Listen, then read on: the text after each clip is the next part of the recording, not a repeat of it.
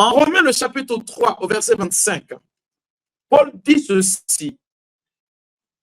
C'est lui que Dieu a destiné par son sang à être pour ceux qui croiraient victimes propitiatoires afin de montrer sa justice, parce qu'il avait laissé impunis les péchés commis auparavant, au temps de sa patience. Mes frères et mes sœurs, lorsque Paul dit que c'est lui que Dieu a prédestiné, quand vous partez dans le livre de l'Apocalypse, il est dit ceci: il n'a été trouvé digne personne sur la terre des hommes, capable d'ouvrir le livre, Personne ne pouvait toucher et ouvrir le livre des 7 sceaux. Personne. Sinon lui seul, Jésus-Christ. Dieu ne pouvait pas participer au salut de l'humanité si Jésus-Christ n'était pas venu. Et le salut dont il est question ici, mon frère, ce n'est pas que tu te maries.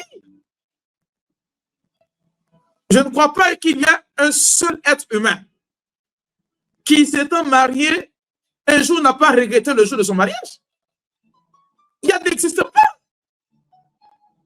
Il n'y a pas quelqu'un qui a désiré travailler, qui un jour n'a pas regretté son travail. Il n'y a pas quelqu'un qui a désiré vivre dans une maison sans qu'une fois la maison dégoûte cette personne. C'est pour dire, frères et sœurs, que l'objectif de notre vie, c'est la continuité dans la quête de ce que nous sommes appelés à être. C'est-à-dire quelque part que nous avons, mes frères et mes sœurs, à toucher Dieu du doigt. Je le répète, si tu ne sais pas le pourquoi de ton existence, c'est un an que ta vie sera comme désuète, comme dépassée, comme inexistante pour toi, parce que ces choses-là sont en manque. Mais si tu sais le pourquoi de ton existence, comme quoi, ce pourquoi Jésus vient mourir, c'est pour que toi et moi nous soyons sauvés, tu vas comprendre exactement que quand tu te focalises sur le salut de ton âme, les choses auxquelles ou après lesquelles tu es en train de courir vont se dépêcher pour te rejoindre. Et le livre du Deutéronome nous le dit explicitement. Au chapitre 28, le verset 8, j'ordonnerai à la bénédiction de te poursuivre, à condition que tu ne cours après ton salut.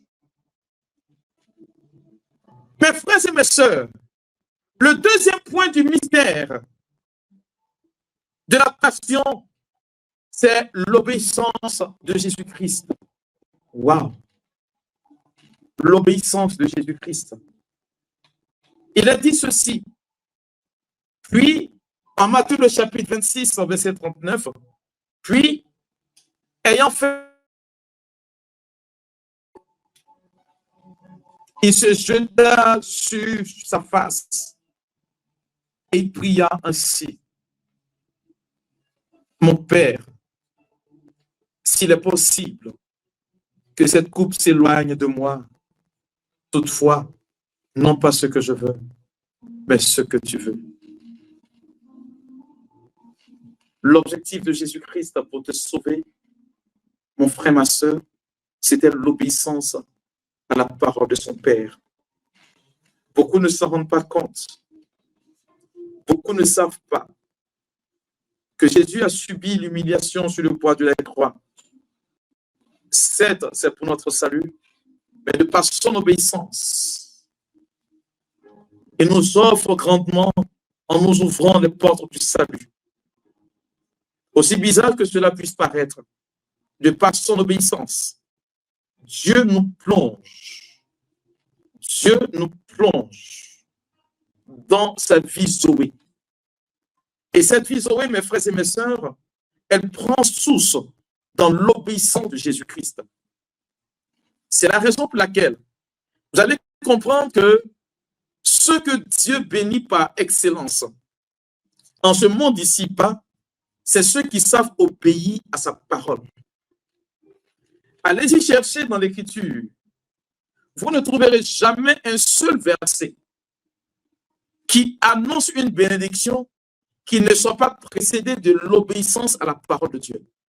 Ça n'existe pas. Et le Seigneur nous indique ce mystère-là. C'est dit quelque part, frère, afin que tu partes et que tu reconnaisses et que tu te réjouisses de ce que Dieu te donne, c'est naturellement l'obéissance. Mais qui dit obéissance dit épreuve. Qui dit obéissance dit passion. Qui dit obéissance dit souffrance. Beaucoup ne s'en rendent pas compte. Parce que quand tu obéis, c'est contre ton gré. Tu fais la volonté de quelqu'un d'autre que ce que ta chair te demande de faire. Et ceux qui ont fini par trouver la joie dans l'obéissance à Christ et à sa parole ont fini par être heureux. Parce que Dieu ne peut pas nous contraindre à cause de ce que lui, il est, à faire certaines choses, quand bien même il aurait la possibilité de faire. Dieu ne peut pas nous contraindre.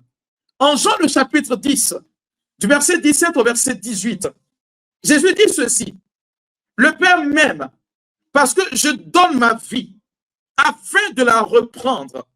Personne ne me l'ôte, ne me l'enlève, mais je la donne de moi-même. J'ai le pouvoir de la donner, j'ai le pouvoir de la reprendre. Tel est l'ordre que j'ai reçu de mon Père. Jésus, ayant la liberté de ne pas donner sa vie, décide d'obéir à son Père. Je veux que tu comprennes.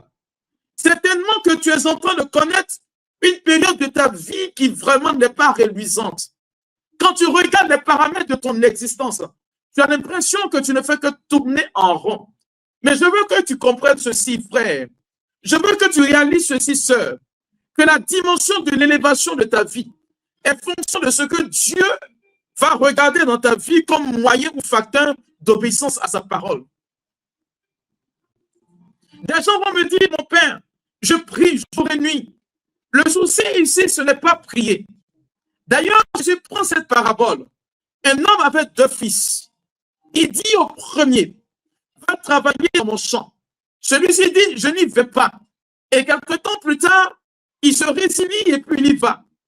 Le deuxième dit, Père, je vais y aller. Et il ne va pas. Qui a fait la volonté du Père? Les Juifs ont répondu tous, c'est le premier. Je veux que tu comprennes. Ce n'est pas la multiplicité de tes prières. Ce n'est pas la longueur de tes prières. Ce n'est pas la longueur de tes sacrifices. À vouloir regarder, et je le dis bien, faire ce que Dieu veut, sans obéir à sa parole, qui donnera à Dieu l'opportunité d'agir dans ta vie. Ce n'est pas parce que tu jeûnes, ce n'est pas parce que tu fais le rosaire, ce n'est pas parce que tu pries une langue que Dieu se doit de faire ce que tu veux. Mais celui qui obéit à la volonté de Dieu, quand bien même il meurt, Dieu le sauve toujours. C'est manifestement, mes frères et mes sœurs, ce que nous voulons comprendre dans ce deuxième volet de cette passion du Christ-là. En réalité, la passion du Christ est là pour nous montrer l'obéissance à Dieu. Parce que lui qui est l'égal de Dieu, comme on dit Paul en Philippiens 2, il n'a jamais retenu le rang qui le rendait égal à Dieu. Mais il s'est abaissé, devenant obéissant jusqu'à mourir, et mourir sur le bois de la croix. C'est pourquoi Dieu l'a souverainement élevé, afin qu'au nom de Jésus, tous genoux fléchissent au ciel, sur terre, et même aux enfers, et que toute langue confesse que Jésus-Christ est Seigneur à la gloire de Dieu le Père. Je me dis à un enfant de Dieu, l'élévation de ta vie, la bénédiction que Dieu voudrait t'accorder est relativement liée à l'obéissance à ce que Dieu a dit, pas la prière que tu formules vers lui. Si tu n'as pas compris cela, je vais te laisser prier pendant toute ta vie. Rien n'arrivera. Mais lorsque tu as compris, tu verras que comme Padre Pio l'a dit, l'obéissance vaut mieux que les sacrifices. D'ailleurs, dans le livre du prophète Isaïe, au chapitre 1er, les versets 18 au verset 19. Isaïe dit ceci: si vous êtes docile, si vous êtes obéissant à la voix de l'Esprit, vous mangerez les meilleures productions du pays. Il n'a pas dit les productions, parce que quand tu es dans l'obéissance, Dieu te met au sommet. C'est pourquoi Jésus a été élevé, alors qu'il avait la possibilité de dire à son Père: je n'ai pas besoin de mourir, je n'ai pas besoin de souffrir, je suis libre. Mais il dit: j'entre dans l'obéissance. Mes frères et mes sœurs, je voudrais vous dire ceci, que la dimension de notre foi est en rapport avec ce à quoi nous croyons et nous vivons. Le troisième point de mon intervention sur la passion, le mystère de la passion, c'est la rédemption. Pourquoi Jésus vient souffrir sa passion? C'est pour que nous soyons ressuscités. En Romains, le chapitre 5, les versets 10 à 11, Paul dit ceci: car si, lorsque nous étions ennemis, nous avons été réconciliés avec Dieu par la mort de son Fils, à plus forte raison, étant réconciliés, serons-nous sauvés par sa vie? Et non seulement cela, mais encore, nous nous glorifions en Dieu par notre Seigneur Jésus-Christ, par qui maintenant nous avons obtenu la réconciliation. Je l'ai cité ici tout à l'heure, en Romains 3, 23, nous avons tous péché à cause d'Adam et de Ève. Nous avons perdu l'amitié et la gloire de Dieu. Mais par le sacrifice de Jésus-Christ, en Romains 5, 20, nous avons été réconciliés avec lui. Mes frères et mes sœurs, en Jean 17, le verset 3, Jésus dit ceci: Père, car la vie éternelle, c'est qu'ils te connaissent toi et Jésus-Christ que tu as envoyé. Je veux te dire ceci. Si aujourd'hui, toi qui connais l'épreuve, si Dieu doit t'accorder quelque chose qui te fait plaisir et qui va se détourner, qui va te permettre de te détourner de lui, sache que Dieu ne te le donnera jamais. Je le reprends. Si tu accèdes à un miracle, selon toi, en guillemets, où tu veux que Dieu réalise quelque chose pour toi et qui va te donner un certain confort, une certaine forme de bénédiction, mais cela risque de t'éloigner de toi, Dieu ne te le donnera jamais. C'est pourquoi je m'en vais dire toujours aux gens qui, dans leur façon de prier, ont tendance à dire: Dieu m'a donné un travail. Et à cause de ce travail, je n'arrive plus à venir à l'église. Sache que Dieu n'a jamais été à l'origine de cela. À moins que toi, tu fasses des heures supplémentaires pour ne pas trouver le temps pour venir prier Dieu. Quand Dieu t'octroie un travail, remarquez bien les chrétiens, je vous parle aujourd'hui. Des gens me disent: mon père, je n'ai pas le temps de faire d'adoration chaque jour. Je leur dis: à moins que tu ne travailles dans une carrière, à moins que tu ne travailles, j'ai envie de dire, dans une mine. Si tu travailles en ville, tu verras que dans le lieu où tu travailles, il y a forcément une chapelle, une église quelque part.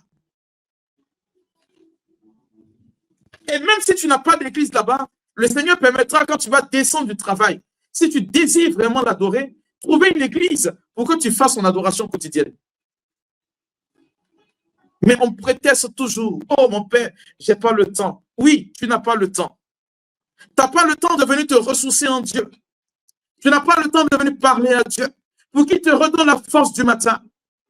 Tu n'as pas le temps de dire à Dieu: Seigneur, je veux avoir, mais le salut vient de la proximité que j'ai avec Dieu. Voyez, à force d'être happé, à force d'être, j'ai envie de dire, tout le temps dans notre affaire quotidienne,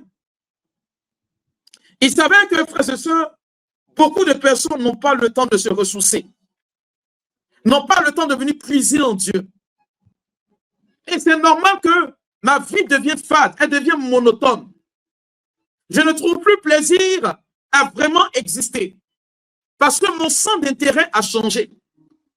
Mais celui qui est capable de me donner un souffle nouveau, c'est celui que j'appelle Jésus-Christ.